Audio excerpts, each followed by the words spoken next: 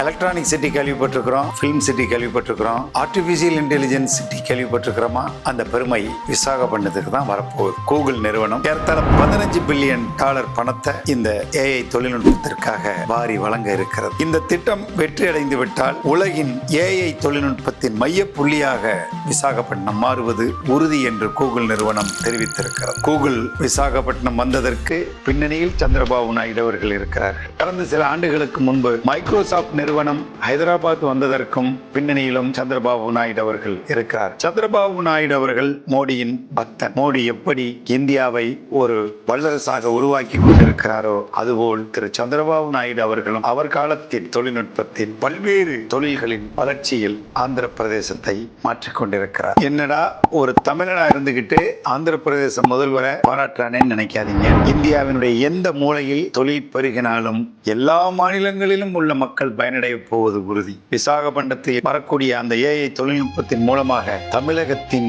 மிகப்பெரிய ஏஐ தொழில்நுட்பம் படித்த பெருவாரியான மாணவர்களுக்கு வாய்ப்பு கிடைக்க போகிறது. இது தமிழகத்திற்கு மட்டுமல்ல, ஆந்திராவிற்கு மட்டுமல்ல, ஒட்டுமொத்த இந்தியாவிற்கும் ஒரு மாபெரும் வளர்ச்சியை உருவாக்கக்கூடிய ஒரு தொழில் நகரமாக விசாகப்பட்டினம் திகழ்வதால் அவரை நான் பாராட்ட கடமைப்பட்டிருக்கிறேன். நான் மட்டுமல்ல, ஒவ்வொரு இந்தியனும் பாராட்ட வேண்டியது நிச்சயம் அவசியம்.